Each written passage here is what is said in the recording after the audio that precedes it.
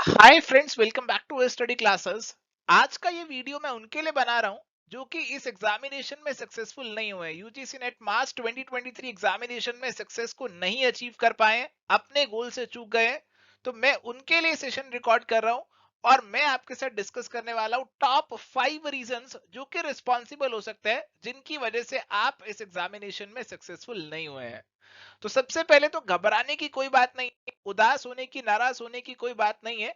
अगर आप अभी भी समझ लेंगे, ये पकड़ लेंगे कि क्या गलतियां आपने करी थी, जिन गलतियों की वजह से आप इस एग्जामिनेशन में फेल हुए हैं, और उन गलतियों को दोबारा नहीं करेंगे, तो काफी ज्यादा चांसेस बढ़ जाएंगे आपके सक्सेस के आने वाले एग्जामिनेशन में। और अगला एग्जामिनेशन ज्यादा दूर भी नहीं है, तो आपकी सक्सेस भी ज्यादा दूर नहीं है अगर आप इन रीजंस को पकड़ लेते हैं और इन पे काम कर लेते हैं। तो सबसे पहला रीजन जो कि रिस्पॉन्सिबल हो सकता है आपके फेलियर के लिए इस एग्जामिनेशन में, वो है लैक ऑफ प्रैक्टिस। प्रैक्टिस की बात मैं आपसे हमेशा करता हूं, आपके लिए रेगुलर सेशंस भी कंडक्ट करवाता हूं यूट्यूब पे, ताकि रेगुलर एमसीक्यूज की प्रैक्टिस होती रहे। बट कई स्टूडेंट्स ऐसे हैं जो कि केवल पढ़ाई पढ़ाई पढ़ाई पे ही करते रह जाते हैं, केवल सुनते ही रह जाते हैं और प्रैक्टिस एक्चुअल में कर नहीं पाते। प्रैक्टिस के अंदर दो कंपोनेंट आते हैं। पहला कंपोनेंट है आपका प्रीवियस ईयर के सवाल और दूसरा कंपोनेंट है आपका मॉक टेस्ट। तो सबसे पहले प्रीवियस ईयर के सवाल देखने बहुत जरूरी है। कई ऐसे स्टूडेंट्स हैं जिनसे मेरी बात होती है और वो बताते हैं कि 4 बार अटेम्प्ट दे दिया और अभी तक प्रीवियस ईयर के सवाल नहीं देखे। तो this is a big blunder जो कि अगली बार आप अफोर्ड नहीं कर सकते हैं। और साथ ही साथ अगर आपकी प्रिपरेशन एक कंफर्ट लेवल पे पहुंच रही है, तो आपको प्रैक्टिस ऑफ एमसीक्यूज भी साथ साथ स्टार्ट कर देना चाहिए, ताकि आप अपनी रेगुलर ये जजमेंट कर सके कि आपको कितना समझ में आ रहा है, कितना आप जो क्वेश्चंस नए नए देखने को मिल रहे हैं उनको अपना दिमाग लगा के सॉल्व कर पाते हैं।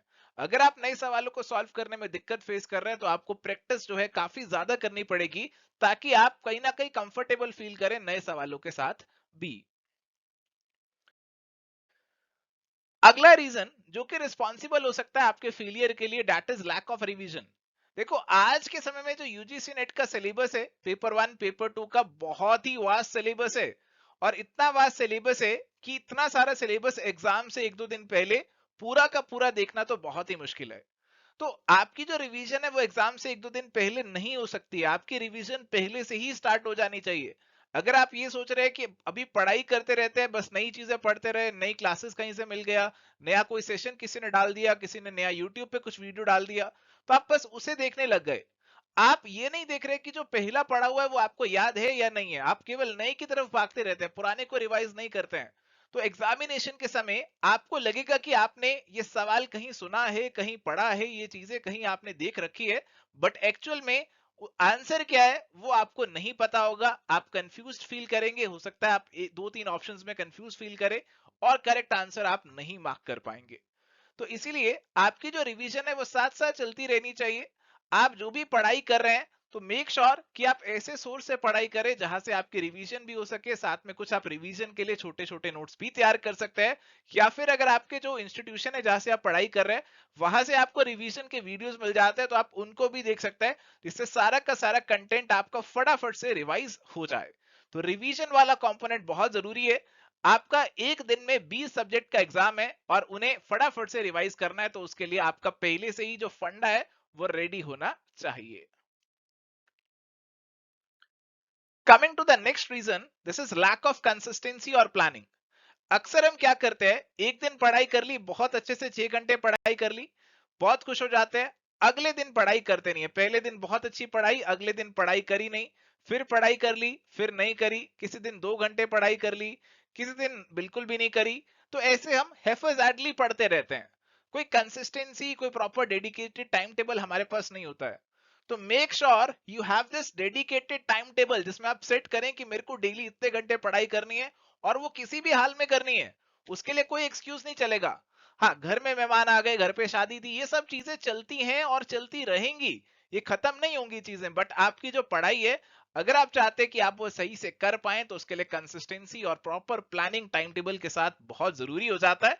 आप दिन में 8 घंटे नहीं पढ़ पा रहे हैं, तो एटलीस्ट मेक श्योर कि आप दिन में कम से कम 4 से 5 घंटे तो निकालें।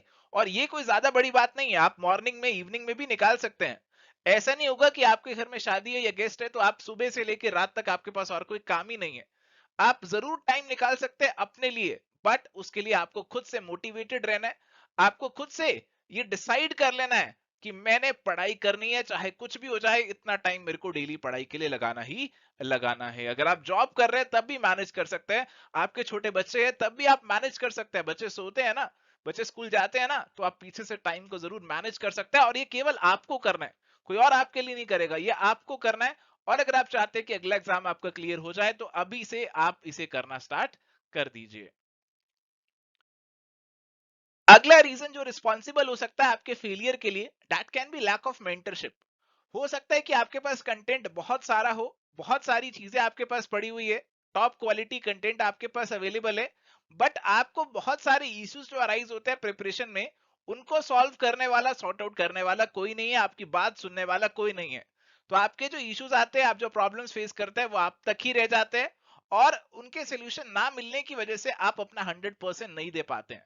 तो कोई ऐसा पर्सन जरूर होना चाहिए जिससे आप अपनी प्रॉब्लम्स कुछ डिस्कस कर सके, पढ़ाई से जुड़ी हुई, आप टाइम नहीं निकाल पा रहे हैं, आपको कुछ इशू फेस हो रहा है, प्रीवियस ईयर कैसे करने चाहिए आपको समझ में नहीं आ रहा, प्रैक्टिस कैसे करनी चाहिए आपको समझ में नहीं आ रहा, तो ये सब चीजें करने के लिए you should have some mentor, जिससे आप ये चीजें डिस्कस कर सके। It can be your teacher, जिस इंस्टीट्यूशन में आप पढ़ रहे हैं वहां के ट्यूटर हो सकते हैं, आपके कॉलेज के टीचर हो सकते हैं, आपके पीएचडी के गाइड हो सकते हैं, तो आपके सीनियर हो सकते हैं, कोई भी हो सकता है ये पर्सन, बट आपको कोई मेंटर जरूर चाहिए होता है जो कि आपको प्रॉपर गाइडेंस, आपको डायरेक्शन दे सके। अदरवाइज आपको बहुत सारे धक्के खाने पड़ते हैं, 3-4 अटेम्प्ट इसी चीज को समझने में निकल जाते हैं कि एग्जाम को किस तरीके से क्रैक करना है, किस तरीके से तैयारी करनी है इस एग्जाम की, और इतना सारा समय जो है वो वेस्ट करना मेरे हिसाब से आज की डेट में एक बहुत बड़ा ब्लंडर हो जाएगा। टाइम इज मनी आज की डेट में, और टाइम बिल्कुल वेस्ट नहीं होना चाहिए। तो अगर आपके पास मेंटरशिप नहीं थी, इस वजह से आप फेल हुए हैं, तो गो लुक फॉर अ मेंटर। आप हमारे पास भी आ सकते हैं मेंटरशिप के लिए, कोई गाइडेंस आपको चाहिए, वी आर ऑलवेज अवेलेबल। हम रेगुलरली लाइव सेशंस भी कंडक्ट करते हैं यूट्यूब पे भी, और अपने पेड कोर्सेज के स्टूडेंट्स के लिए भी जूम के ऊपर सेशंस कंडक्ट करते हैं, ताकि हम उनको प्रॉपरली रेगुलर इंटरवल्स पे मेंटर कर सके, उनके इश्यूज को रिजॉल्व कर सके। अगला रीजन जो कि रिस्पॉन्सिबल हो सकता है, that is simply your luck. आपका बैड लक रिस्पॉन्सिबल हो सकता है। कई लोग ऐसे होते हैं जिनकी किस्मत साथ दे जाती है, वो पूरी पढ़ाई नहीं करके गए, बट जितनी करके गए उसी में से सवाल आ गए, और उनका पेपर पास हो गया। जो चीजें उन्होंने 2 दिन पहले पढ़ी उसी से सवाल आ गए और उनका पेपर पास हो गया। तो luck can be favourable for some, और कई लोगों का लक ऐसा खराब होता है कि जो चीजें छोड़ के गए वही पेपर में आई, और उनका पेपर पास नहीं हुआ। तो आपको जो लक वाला रोल है ना, उसे कम से कम रखना है, क्योंकि लक हमारे हाथ में नहीं है। आपकी प्रिपरेशन ऐसी होनी चाहिए कि जैसा मर्जी पेपर आए, आप अपने लक की वजह से नहीं, अपने हार्डवर्क की वजह से उसे क्रैक करें। तो I think this should be your preparation फंडा। लक आपका साथ दे या ना दे, बट हार्डवर्क आपका साथ हमेशा देगा। एंड माय डियर फ्रेंड्स, अगर आप एवर्सिटी क्लासेस की मेंटरशिप में अपनी प्रिपरेशन को कंटिन्यू करना चाहते हैं, तो you can definitely check out our courses. अभी सभी कोर्सेज पे आपको एक्स्ट्रा डिस्काउंट्स भी मिल जाएंगे। तो you can check out our courses on Eversity classes app और वेबसाइट। अगर आपकी कोई क्वेरी है तो आप हमें मेल कर सकते हैं, व्हाट्सएप कर सकते हैं, या फिर कॉल भी कर सकते हैं।